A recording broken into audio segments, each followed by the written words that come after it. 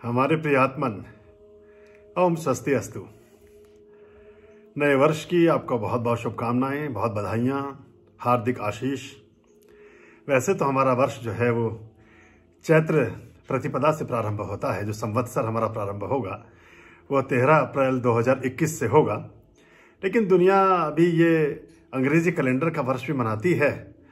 तो जब भी शुभ हो और अच्छा हो तो जितना ज़्यादा हो उतना कम है। तो इसकी भी बहुत बधाई आपको, इसकी भी बहुत शुभकामनाएं आपको, क्योंकि हम इतने कंजूस और इतने कृपण हृदय भी नहीं है भारतीय कि हम दूसरों के सुख में अपना सुख न तलाश सकें, हम दूसरों की खुशियों में अपनी खुशियां न तलाश सकें। और अब बहुत ज़्यादा दूसरा और अपने जैसा कुछ बचा भी नहीं है। अब तो पूरी दुनिया ही 1 जनवरी से नए वर्ष को मनाती भी है। तो आपके लिए ये सदिच्छा का, आपके लिए शुभेच्छा का, आपके लिए शुभकामनाओं का एक अवसर है। तो आपको बहुत बहुत शुभकामनाएं। आपके जीवन में आपकी वो सभी इच्छाएं पूर्ण हों जो शुभत्व को लिए हुए हैं, जो श्रेष्ठता को लिए हुए हैं, जो आनंद से आपूरित हैं। और आप पूछते रहते हैं बहुत बार कि हम क्या करें, कैसे करें। तो कई बार हम बहुत सी चीज़ों को देखिए कैसे समझना हमें चाहिए कि हमने बहुत सारे अपने तीज त्यौहार और अपने शुभत्व के जो अवसर थे उनको भी ठीक से मनाने की प्रक्रिया का विस्मरण कर दिया, हम उसको भूल गए। तो पहले क्या था, जब हमारे यहाँ कुछ प्रसन्नता की बात होती थी तो हम दीपक जगाते थे, हम दीपक बुझाते नहीं थे। हमारे यहाँ बुझाने की, काटने की, हमारे केक काटने की, चीज़ों को काटने की, तोड़ने की, फोड़ने की, बुझाने की, मिटाने की, घटाने की, समाप्त करने की, क्षरण की, इसकी कोई प्रक्रिया, कोई संस्कार, कोई पद्धति कभी रही ही नहीं है। हम तो कहते हैं तमसो माँ ज्योतिर्गमया, अस्तो माँ सदगमया और मृत्योर माँ अमृतम गमया। तो हम तो तमसो माँ ज्योतिर्गमया। तमस क्या है? जो भी जितनी समस्याएं हैं सब तमस ही तो है, सब अंधकार ही तो है। और जितना भी शुभ है, जो भी अच्छा है, जो भी श्रेष्ठ है, जो हमारे लिए हमें अच्छा लगता है, वो सब ज्योति है, वो सब प्रकाश है। और वही वो ज्ञान का भी प्रारूप वही है।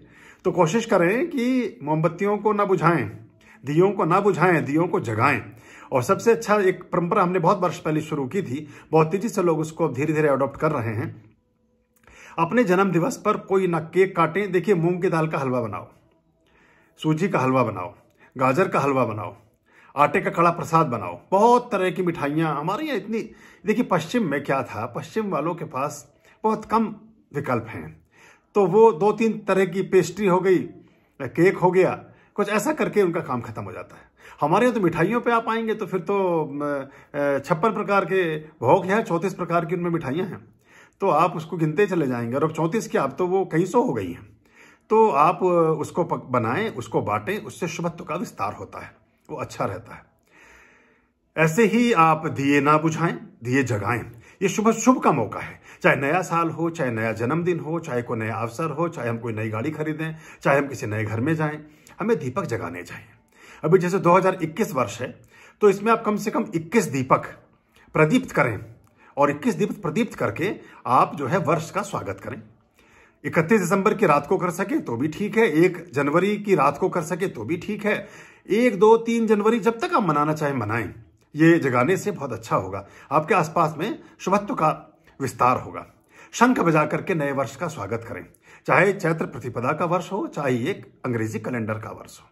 शंख बजाएं, कुछ और चीजें करें, कुछ अच्छा, आपको खुद ही अच्छा लगने लगेगा, ये आप करें। कुछ काम ऐसे भी सोचें जो आप आते वर्ष में अच्छाई के काम करना प्रारंभ करें। बहुत सी चीज़ों को हम बताते रहते हैं, ये छोड़िए, ये छोड़िए, ये मत करिए, वो मत करिए। तो अब ये बताते हैं कि आप क्या क्या करिए। तो करने में कम से कम 5 काम ऐसे आप निर्धारित कर लें अपने प्रतिदिन की दिनचर्या में, जिनको आपने बिना भूले करना ही करना है। किसी चिड़िया को, किसी पक्षी को, किसी तोते को, किसी कबूतर को, किसी भी ऐसे पक्षी को जो अज्ञात है, जिसे आप जानते नहीं हैं, उसको कुछ दाना डाल दीजिए उसके भोजन के निमित्त। किसी ऐसे पशु को जो निराश्रित हो, जिसका कोई आसरा ना हो, वो कुत्ता हो सकता है, वो गाय हो सकती है, वो बिल्ली हो सकती है, वो कुछ भी, उसको कुछ भोजन का मात्रा दे सके तो बहुत अच्छा है। एक चींटियों को अगर जिमा सकें, ब्लैक और ब्राउन आंट्स, थोड़ा सा कसार और चीनी, आटा और चीनी तवे पर देसी घी डाल करके भून के बनाते हैं ना कसार, पंजीरी, उसको डब्बे में भर के रख लीजिए। और ये बुधवार और रविवार को अगर आप करेंगे तो बहुत उत्तम है। इसमें राहु केतु, बहुत सारी शनि, बहुत सारी चीज़ों की आपकी पूर्ति होती है और बहुत सारे अनिष्ट से आप बचे रहते हैं। सबसे बड़ी बात पता क्या होती है, जब भी आप कोई पुण्य का कार्य करते हैं, पुण्य के कार्य को करने के पश्चात आपके हृदय में अहंकार का भाव या ऐसा भाव नहीं आना चाहिए कि आप इस काम के करता हैं। तो जब आप चींटियों को कसार डालेंगे, पेड़ पर जाकर 2 चम्मच डाल दीजिए, आसपास में किसी पार्क में, कहीं भी जहां भी आप रहते हैं, तो ये छोटी छोटी चींटियां और कीड़े मकोड़े मिल जाएंगे आपको। तो जब आप वहां ये डालेंगे तो कभी भी आपको ये अहंकार नहीं आएगा कि इनको हम पाल रहे हैं, जो कि हम पहचान नहीं पाएंगे। होता क्या है कि रेड लाइट पर खड़े हुए किसी भिखारी को आप 2 रुपया, 5 रुपया, 10 रुपया कभी देते हैं, तो 2-4 बारी की पुनरुक्ति के बाद जब उस रेड लाइट पर आप पहुंचते हैं तो आपके अंदर एक सूक्ष्म अहंकार की किरण विकसित होने लगती है।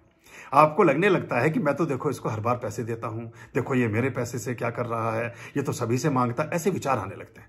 लेकिन जब आप किसी चिड़िया, तोते या किसी चींटी या किसी ऐसे पशु पक्षी को जिमाएंगे तो आप प्राय उनको बहुत सारी चीजों को पहचान भी नहीं पाएंगे कि कौन खा गया कौन नहीं। तो आपको प्राणी के जगत में, परमात्मा के दरबार में सबका एक ही जैसा स्थान है। आत्मवान प्राणी एक ही मूल्य रखते हैं। चींटी की भी उतनी महत्वता है, उतनी हाथी की भी है। तो आपके मन में ये नहीं आएगा कि मैंने इसको पाल रहा हूं, अहंकार नहीं विकसित होगा। तो पुण्य की, दान की जो गरिमा थी वो अक्षुण्ण बनी रहेगी, वो बनी रहेगी, बची रहेगी। आपको उसकी एवज में कभी भी ऐसा नहीं होगा कि आपके मन में ग्लानि या वो क्षरण का भाव हो। ये आप कर लीजिए। इसके अलावा आप किसी पौधे में, किसी पेड़ में, वृक्ष में कोई जल डाल सके तो बहुत अच्छा है। किसी व्यक्ति को आप कुशलक्षेम पूछ लें, उसको फोन कर लें, उससे बात कर लें, अपने किसी रूठे हुए को मना लें, किसी बिछड़े हुए को गले लगा लें। ये सब चीजें जीवन में संतोष को और प्रेम को बढ़ाती हैं। और कोशिश करें कि आते वर्ष में आप अपने मौलिक संदेशों का सृजन कर सकें। फॉरवर्डिंग से बचिए। अपना लिखिए, एक पेपर पेंसिल लीजिए, उस पर कुछ भी लिखिए जो भी आपको अच्छा लगता है, फिर उसकी फोटो खींचिए। सबके पास आपके अच्छी क्वालिटी के मोबाइल्स हैं, उसको फिर फोटो खींच के फिर किसी को भेजिए। और अब देखिए, जब आप उसको भेजेंगे तो उसका बात ही अलग हो जाएगी। उसमें आपका पर्सनल टच है, उससे आप उसके हृदय की तरफ एक स्थान बनाते हैं। ऐसा कर लीजिए। कोई ना कोई पाठ कर लीजिए। गायत्री सबको आता है, गायत्री कर लीजिए। ओम नमः शिवाय का जाप कर लीजिए। ओम नमः भगवते वासुदेवाय का जाप कर लीजिए। श्री हरि ओम का जाप कर लीजिए। श्री महालक्ष्मी नमः का जाप कर लीजिए। हम हनुमते नमः का पाठ कर लीजिए। बहुत सारे पाठ हैं जिनको आप किसी को भी कर सकते हैं। ओम क्रीम कालिकाय नमः का पाठ कर लीजिए। दुर्गे दुर्गे रक्षिणी नमः का पाठ कर लीजिए। दुम दुर्गाय नमः का पाठ कर लीजिए। तो ये सब करने से धीरे धीरे आप जब करेंगे तो आपको इसका फल महसूस होगा। और इसमें एक बात और ध्यान रखिएगा, फल की कम इच्छा के साथ जब ऐसी प्रार्थनाओं को अपने जीवन का अंग बनाएंगे तो वो ज्यादा फलित होंगी, ज्यादा लाभ देंगी। तो ये भी करके देखना, ये आपके लिए अच्छा रहेगा। अभी जितेश हैं, हमारे साथ संबद्ध हैं, वो अभी स्विट्जरलैंड में पोस्टेड हैं। उनसे कल बात हो रही थी तो वो कहने लगे कि यहाँ हम कपूर का दीपक अपने घर में प्रदीप्त नहीं कर सकते। वहाँ कुछ ऐसा नियम है सरकार की तरफ से कि आप ऐसी कोई फ्लेमेबल चीज़ों को नहीं कर सकते हैं। तो उन्हें फिर मैंने बताया कि आप दूसरा उपाय करें कि आप कपूर को, 200 ग्राम कपूर को 2 लीटर पानी में मध्यम आंच पर, धीमी आंच पर पका लें। पका उसको फिर किसी बोतल में या किसी ऐसे बर्तन में भर के रख लें जिसका आप इस्तेमाल कर सकें। उसको जब पोछा लगाएं घर में, उसमें से 1 गिलास या आधा गिलास आप देख लीजिए, जिससे फ्रेग्रेंस बन जाए, उसे उस पानी में डाल दीजिए और उससे घर का पोछा लगाइए। अब देखिए पूरा घर आपका इतना सुवासित होगा, इतना सुगंधित और इतना अच्छा रहेगा। जब हम नमक का पोछा फ्राइडे को लगाते हैं तो घर की नकारात्मकता को समाप्त करते हैं। लेकिन जब हम नमक का पोछा फ्राइडे को, जब हम कपूर के जल का पोछा मंगलवार को, शनिवार को और शुक्रवार को अपने घरों में लगाते हैं तो हमारे घर में धन समृद्धि की बरकत होती है, लक्ष्मी की कृपा होती है और आपके घर में आरोग्यता बनी रहती है। इसी में आप ये भी कर सकते हैं, जो स्त्रियां घरों में काम करती हैं, जब आप वस्त्र धोते हैं तो वस्त्र धोने के बाद सबसे बाद में आप वस्त्रों को निकालते हैं, पानी को खंगालते हैं। तो सबसे अंत में जब आपको लगे कि अब इसका अंतिम पानी हमने धो दिया है, वो कपड़े को अच्छे से धो लिया है और अब आगे से पानी में डालना शेष नहीं बचा, तब थोड़ा सा 1 गिलास या आधा गिलास वो कपूर वाला जल बाल्टी के पानी में मिला दीजिए और फिर उसमें से उसको कपड़े को खंगा लिए और फिर सुखा दीजिए। वो कपड़े आपके इतने बढ़िया, इतने दिव्य और इतने अच्छे हो जाएंगे, उनकी नेगेटिविटी खत्म होगी, उनमें से बैक्टीरिया खत्म हो जाएंगे और आपको बहुत अच्छा लगेगा। और जब आप पाठ वगैरह भी करेंगे उसमें आपकी मदद और सहयोग भी देंगे। तो ये बहुत छोटी चीज़ें अगर आप अपने जीवन में कर सकें तो बहुत अच्छा होगा। बहुत बड़े बड़े काम हम कई बार नहीं कर पाते, लेकिन हम छोटे कामों को कर सके तो अच्छा है। होशपूर्वक रहने की कोशिश करें, थोड़ी सी पारदर्शिता लाएं, फॉर्मेलिटीज से बचें, औपचारिकताओं से बचें, स्पष्टता के साथ बात को करने का एक अपना हुनर विकसित करें।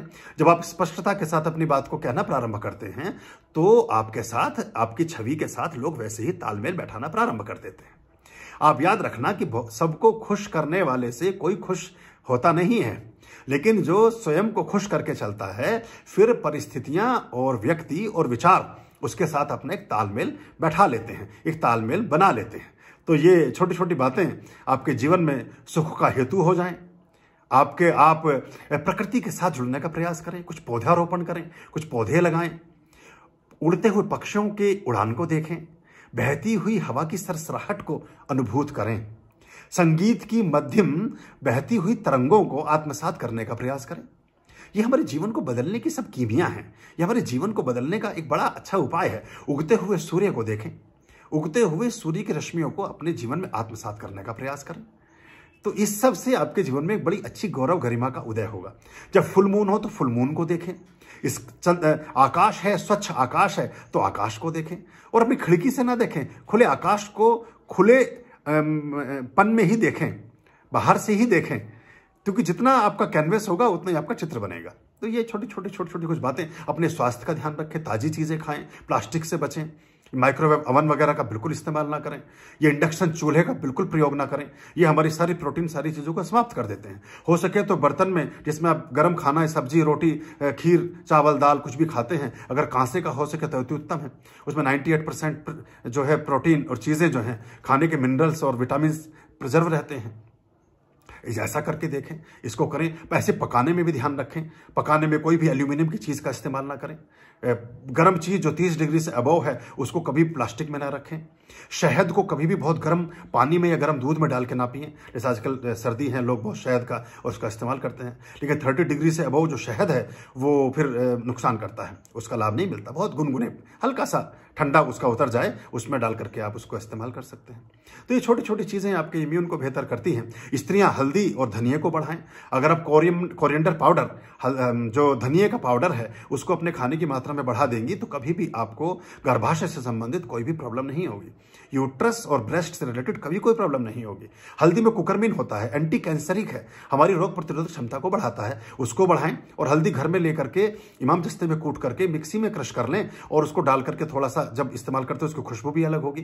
क्योंकि जो हल्दी बाजार में मिलती है बनी बनाई, उसमें वो इतनी तेज गति में और इतने ऊंचे तापमान पर बनाई जाती है कि उसके सब गुणवत्ता समाप्त हो जाती है। तो छोटी छोटी चीज़ें आप कर सकें तो बहुत अच्छा है। बहुत सारे लोग ऐसे हैं जिनको मधुमेह और इस तरह की चीज़ें होती हैं। मैं देखिए कोई आयुर्वेदिक चिकित्सक नहीं हूं, लेकिन मैं अपने अनुभव के आधार पर और मेरे साथ जो लोग जुड़े हैं उनके आधार पर और बहुत सारे जो आयुर्वेदाचार्य मेरे मित्र हैं उनसे जो अनुभव शेयर होता है उसके आधार पर आपको बता रहा हूँ।